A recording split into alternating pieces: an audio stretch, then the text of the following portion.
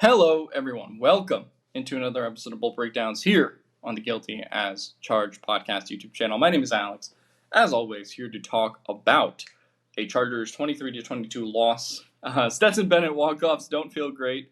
However, the good thing about the preseason, the results still don't matter for another 2.5 weeks. So, thought I would start this show by sending some thoughts and prayers in QJ's direction, who obviously took a pretty scary hit in this game. Was transported to the hospital with concussion. Harbaugh, for all intents and purposes, said he was doing really good. Was able to remember the play, was talking after, moving around. So hopefully QJ ends up being okay. I imagine that's the last that we see of him in the preseason run. I'm sure he'll be back probably by September 5th, assuming he's able to pass concussion protocol by then. But to me, the place to start with this game was the quarterback battle. And that really is where I think we have a lot of separation. Now, Greg Roman will go to the podium in a very Greg Roman way, probably on Monday or Tuesday, and be like, oh, yeah, the quarterback battle's wide open. And I'll say that line again, and I'll just want to go, But the quarterback battle is not wide open anymore. It is Trey Lance's job. To me, he's been the far better quarterback in this preseason than Heinicke, who I think outside of the missed throws, which I think you can talk about certainly, nearly got KLS kind of waxed today on one of those. The high throws have been pretty bad, and there were a couple misses last week too in that regard. I just think he looks a step slow, honestly, in processing and reacting to information, which is not, how I necessarily have thought about Taylor Heinicke for his career. Obviously going back to the Washington days, but I just felt he looked a little bit more indecisive today about like, hey, I'm going to go pull it down and run. He did have the 2 runs for 19 yards.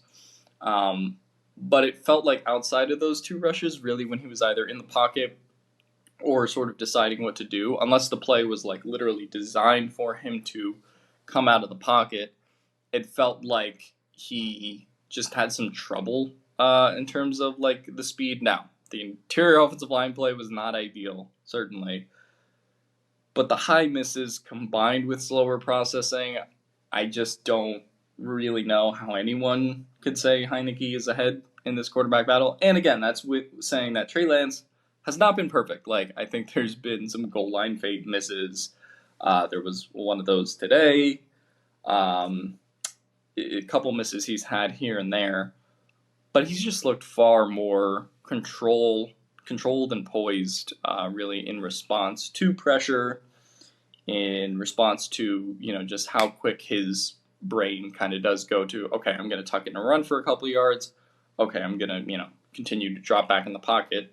I just feel like his decision-making is a lot more sound right now than Heinicke in that regard, and that he's processing plays at a faster rate. And that was actually a question that I had of Trey Lance coming into this experiment was, I would say the biggest problem for him in Dallas or San Francisco was just couple ticks, couple Mississippis behind the play, and that allows something like the Tony Jefferson game that happened in the final preseason game last year to happen, where he threw 5 interceptions, right? I feel like the thing that has clicked the most in this preseason for him, yes, it is dumbed down football, absolutely. In the preseason, they're not running anything super exotic offensively or defensively, but I think he's just generally caught up to the speed of the game. Will that translate to the regular season if he has to start? Probably, maybe not. But I think that has been the big progression from him, where I just felt like you can go back to some picks from Trey Lance tape last year or the year before, and he was 5 Mississippis behind the play. Trey Lance also has a couple throws that were really, really good that just didn't result in anything. Last week there was the one where Brendan Rice kind of couldn't track the ball in the air. This week there was a Dalibon Campbell walk-in touchdown that Trey Lance kind of threw that Campbell just either didn't see the ball, didn't track the ball properly. and sort of stopped a little early. Otherwise, I think Trey Lance probably has a touchdown there. So overall, I just think he's been the much more competent quarterback between the two of them. And then, of course, great throw to Tre Harris, great body control by Tre Harris. We'll get to the receivers in a second. This isn't a battle to me anymore. And now I think the interesting question is, what do you do with Taylor Heinicke? Do they keep 3 quarterbacks? I think that's a little unlikely given the construction and some of the roster questions that exist on defense, on offense. I don't think you keep 3 quarterbacks this year, but they could. It still is a possibility. I don't think that we're out of the woods yet on that. I would be interested if they do keep Lance, if they try to flip Heinicke for something. Particularly, they are down a 7th round pick next year now, I believe because of the Elijah Molden trade, which they traded in the last year. So can you call a team and maybe get a day 3 pick for Heinicke, round 6, round 7, something like that? Honestly, really the same thing as the Falcons trade you did last year. Maybe the offers won't be there for Heinicke this year based on the tape that he's put up, but Heinicke, to his fairness, has started multiple seasons. If there is a quarterback injury somewhere else, I think there are teams that would at least call about him, even though there are some pretty big clump ups around the league in the Browns QB room or the Giants QB room where it's they could maybe get rid of a guy. But to me, Heinicke's probably an option at this point around the league that does have the most veteran experience playing in regular season games. So I would be curious if they explore a trade market on him. If not, I think you just cut him at this point. I really don't think there's a whole lot of debate there as far as keeping 2 versus keeping 3, especially, and Steven and Tyler have done a really good job talking through these situations on the podcast. If you're debating keeping a 5th edge, if you're debating a 4th running back, if you're debating, 6 versus 5 corners, if you're debating a 5th safety, right? All of these things to me make it less likely, whatever position you're talking about on the roster, that a 3rd quarterback is really vital this year. I kind of understood doing it last year because they wanted to keep sticking the QB room. And frankly, the roster wasn't as deep last year to the point where I thought they could kind of afford to do that at not great cost. But if you do it this year, you might not get an edge back, on the waiver wire. You might not get a running back on the waiver wire, right? A lot of these things that we're talking about. So at this point, I think you either have to cut Taylor Heinicke or, like I said, kind of explore the trade market for him. I don't think you keep 3 quarterbacks on this roster. I do think that would be a little bit of roster malpractice, frankly, if they did that. Also of note in the quarterback room, this was the first game that DJ Uiagalelei did not play. So it really did seem like this game was, hey, we're going to give Taylor Heinicke the first half. We're going to give Trey Lance the second half. Maybe the same thing next week, to be honest, as they finish out this quarterback competition. But to me, this battle here is all but over. Outside of the quarterback battle, I do think we should talk about, obviously, the first 2 drives of Justin Herbert. I did think the first and only drive of Justin Herbert, I thought the opening of it looked a little rough. There was that ball, he kind of turfed to QJ on a screen. But once the drive got rolling a little bit, he got a little bit more comfortable, had that ISO ball to KLS, and went to KLS a couple times. I thought that was kind of the most notable thing about Herbert's drive, just how comfortable he was throwing to KLS consistently. And then, of course, you combine that with what KLS was able to do sort of in the rest of this game as well. And it just felt like Herbert was pretty comfortable going back to that well over and over again. Now, I did get a question. Someone responded when QJ came out of the game. KLS was the first wide receiver to come in. And basically it was like, well, does that mean he's ahead of Tre Harris on the depth chart? I kind of think that's a technicality based on which wide receiver they view as a Z and which one they view as an X, because technically they view QJ as playing X receiver right now following Mike Williams' retirement. So I think KLS was chosen in that vein because Tre Harris was training in kind of that Z role. So I did get a question about that, but I think, to be honest, that was more just about how these wide receivers have been training in these specific ways. So, I didn't make a ton of that. Again, both the wide receivers really good tonight. I think the true story of the game on offense in a positive way outside of the quarterback battle is them. Tre Harris at the coming out party had a couple great catches, and of course had the big 38-yard bomb in which he caught that from Trey Lance, demonstrating great body control, allows the Chargers to get in the end zone right before halftime with a Raheem Sanders run. So I thought, all in all, really great day for Tre Harris, who, I don't know, there was just like panic in the fan base, just generally speaking, and I don't really understand why.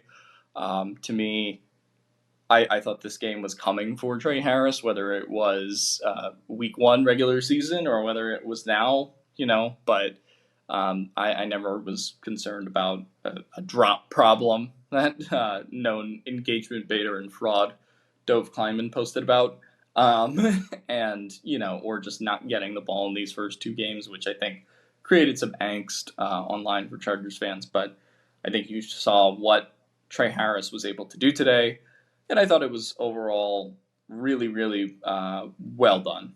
There's no concern for me heading into the regular season. Frankly, I'm kind of the mindset that you maybe sit Harris and KLS next week, but that might be dependent. They might have to play in general just because they don't necessarily have a ton of bodies at wide receiver, and I don't know if you can go a full game with Brendan Rice, Dalvin Campbell, and Jaquay in trying to evaluate Taylor Heineke and Trey Lance. So they might have to play a little bit to start next game, but to be honest, I think their experience next game should be a lot more limited as we're kind of winding the preseason down. I really, to be honest, don't need to see a ton of reps from either of them at this point. What else can we talk about on the offensive side of the ball? People talk about the running back battle. I thought that Raheem Sanders was better than Kimani Vidal in this game, but I'm also like, the run blocking to me was the story of the game.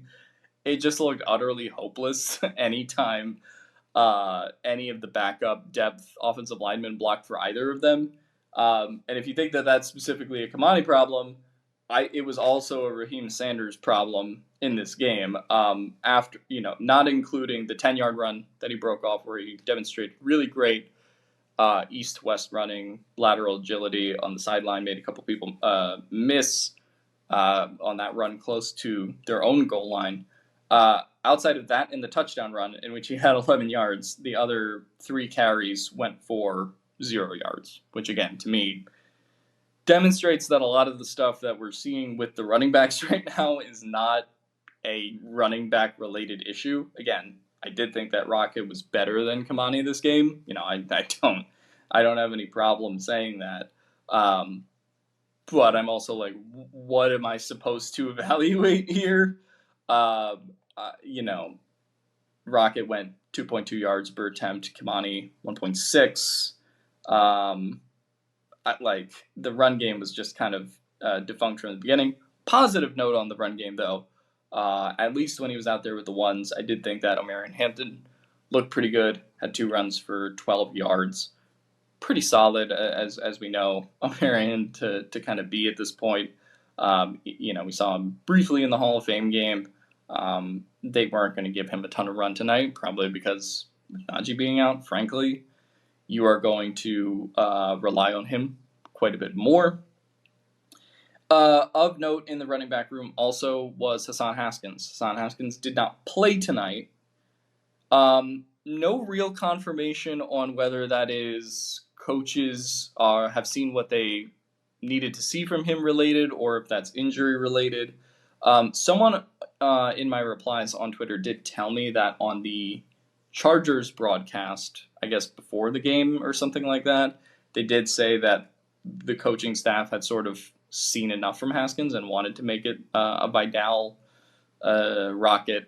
competition, if you will, or wanted to see more from Vidal was the exact thing he said to me in the reply. I was not watching the Chargers broadcast for what it's worth. I was watching the Rams broadcast with Mina Kimes and company, so I don't know what to make of that yet.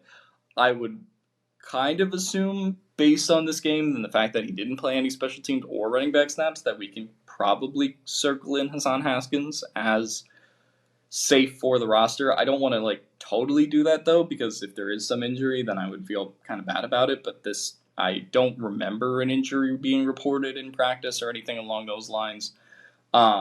So yeah, I do think this is probably at this point a one-on-one competition next week with Vidal and Sanders. I think that is kind of what we're heading for.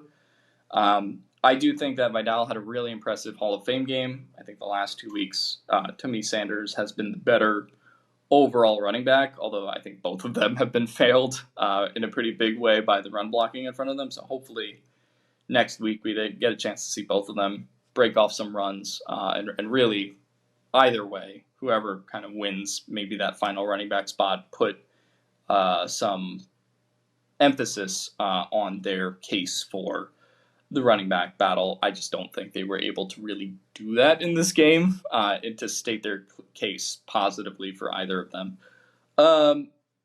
So that was about it for me on that. Luke Grimm, obviously the return that we saw, I think he also caught a pass in this game for 6 yards. He's worth noting as well, particularly because I think when you look at what this team does on the practice squad, particularly Jalen Reagor was this guy last year, there is a lot of value with Ryan Ficken, with Greg Roman, of just having kind of that backup return wide receiver. The math is obviously not there for someone like Grimm to make the roster, unless some wide receiver suffered an injury, but then I don't even know if he would be the first guy that they would necessarily call up, depending on which injury it was. But I think he could probably be the practice squad relief guy for Darius Davis this year, depending on what happens with Jalen Reagor.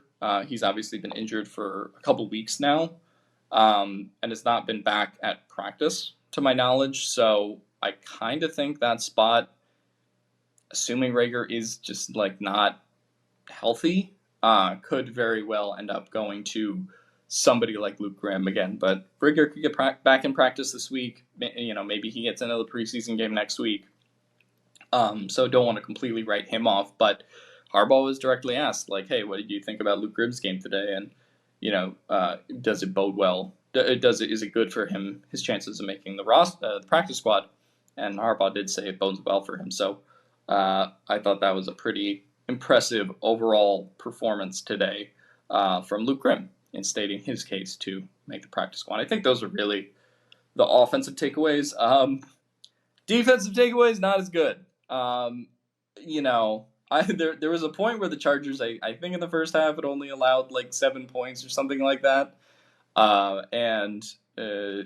6 points, I think, or something along those lines, and it felt a lot worse than it was at that stage of the game. And then, of course, they have the final drive in which Stetson Bennett kind of takes the defense apart. 2 plays where you kind of thought, oh, well, this game's really over. And the Rams said, nope, it's not over. Where have we seen that in Chargers fashion before, of course? Just when you thought they won a game and then they lost it. But again, the results themselves do not matter. I will say, I think as far as like first team takeaways, I did think Dayon looked a little rough this game. Not, on that first drive where the Rams just kind of cut through them, really like butter. Although Gilman was hurt kind of notably on that first drive as well, so I guess that could be something to watch this week. Um, Not what you wanted to see from the starting series, even from the starters in the series, noting that they're down Khalil Mack, Derwin James, who did not play in this game. Still not a very clean performance, so I don't think they're really going to get any run next week as they kind of let the younger guys on defense, have this opportunity to state their case for practice squads, snaps and reps and all that. But, I didn't think this was the greatest game from the starter defense. Perriman kind of included in that. But, I mean, nothing that makes me lose faith for week one. I just think ideally not the performance you wanted to see, certainly from the starting group. Other defensive takeaways, I did think that Triquez Bridges had a pretty rough game. Obviously, their 7th round pick out of Florida has had an up and down training camp in preseason's been burnt a couple times and then bounced back from it in other practices. And I just feel like in his coverage, he's really playing sort of almost overly aggressive to the point where it can either cost him later in a route.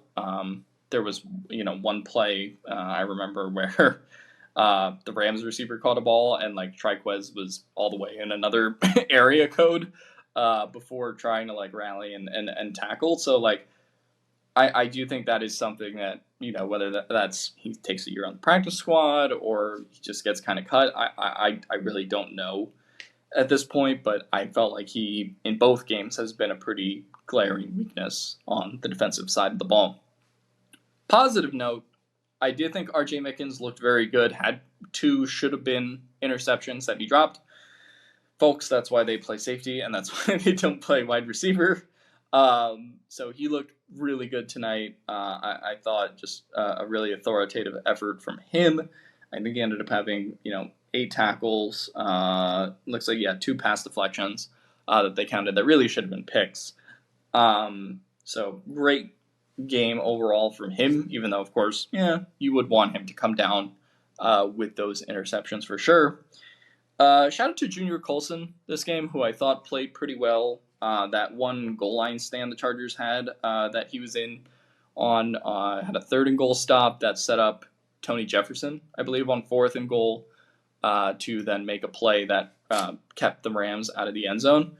Positive sign for Junior Colson, who we had not seen a lot of positive signs from, particularly the Hall of Fame game, didn't play last week, was available only in an emergency situation last week. So it was nice to see him get on the field and really show what he can do. There's been some, is he a cut candidate type stuff? I really don't think so. I think the Chargers are riding Junior Colson out, at the very least, for the rest of this year. And then, we'll kind of see where they are going forward. But I thought there was some positive steps, certainly, that he took today. Outside of that, just the breakdowns at the end. Jaw Taylor, this was a pretty bad Jaw Taylor game, and I think in practices and stuff, he's been doing pretty well. The games in the preseason have been a little bit less kind to him, to be totally honest. I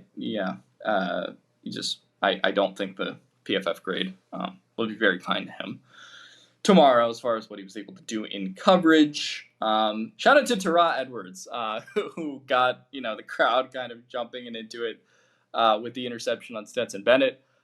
Shout out to Stetson Bennett for attempting to tackle Tara Edwards, too. He got ran over and trucked. But, I tweeted the teach me how to Raji because it reminded me. Whenever I see a big man interception, my first thought goes to that BJ Raji Packers interception in the playoffs from, so long ago. So maybe I'm the only person who thinks of that. But anytime a big man gets a pick. So I give Tara Edwards today's BJ Raji award of the day. Those were really all of the defensive takeaways I had. I thought overall Not a great showing from the first team defense, who I think could have been a lot better. Obviously, in a normal game situation, yes, they will add Mac back. They will add Derwin James. So in that sense, I'm not terribly concerned about it. But there's been a few too many miscommunications in the secondary, first team, second team, third team, otherwise, for me to really feel comfortable. But again, that's why these guys play these games and get on the field and stuff like that. Wasn't super impressed with Benjamin St-Juste either, who I think looked pretty rough today after having the miscommunication last week. But again, I'm not losing faith over one preseason game per se.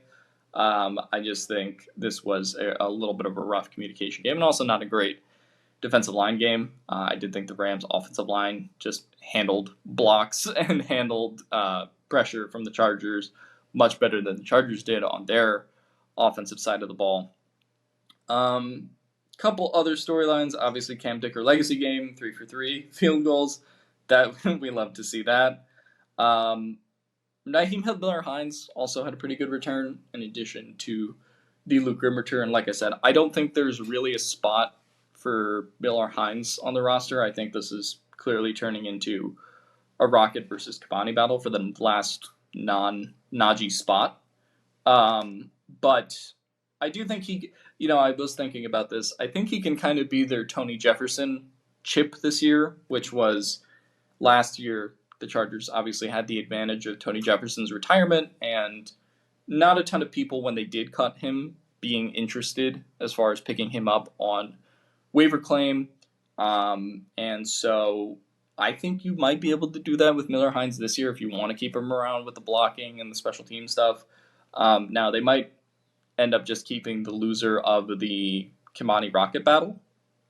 That's also possible on the practice squad, but the only thing about that is I think both of those players relative to Miller-Hines have at least a chance to get waiver claimed. Now, maybe thinking too far in advance, if Najee is not able to go week 1 or he's not able to go in those first 4 games, then they may not have to make a Rocket Kimani decision for quite some time. So we'll kind of see how that goes. But yeah, I think that does it for this game. Overall, pretty ugly effort, all things considered. Not necessarily something you want to see in the starters are playing game. But I did think overall pretty good effort from some offensive key performers today. I think Trey Lance has shut the door in QB2. I do think the running back battle, to steal a term from Greg Roman, is wide open between Rocket and Kimani for that last spot. If it's true that Hassan Haskins did not play today, because they wanted to see more from Kimani and Rocket. And shout out to Luke Grimm, who I think did pretty well today, and shout out to both of the receivers, who I thought were really, really solid, and doing, again, KLS and Tre Harris. KLS's effort on special teams, too, getting a tackle there. So they've just done everything perfectly, really, in this camp. Yeah, you can point to a drop here or there, but I think KLS and Tre Harris have both passed the eye test, I think, and more, really with each, successive practice, each successive rep, and they, kind of like the KLS drop from last week, KLS came back and had a really good game. So I think that's a positive, certainly, in his camp. That'll do it for me today. No other notes to note of for this one. So I don't know if I'm going to be covering the last preseason game or if I will do a 53-man roster prediction as my final video. That's sort of my idea for next week, just because we're going to kind of empty the bench a lot next game, and I don't know if there's going to be massive takeaways from that one that couldn't just be talked about in the 53-man roster video. So I think I will kind of revisit my prediction from May, or whenever I made that 53-man roster prediction video, and sort of talk about what's changed, who's injured. Obviously, a lot of things have happened since then. Keenan Allen's back. Najee was playing with fireworks, so there's a lot of things that have changed since the May iteration of the roster that I think are worth discussing, and so we'll discuss that after the final preseason game next week, and that'll probably be my final video before the regular season kicks off, and then we'll be back into the normal bolt breakdowns kind of rotation of episodes after games. So that'll do it for me today. Thank you guys for watching, and bolt up. See you guys next time. That's it for me.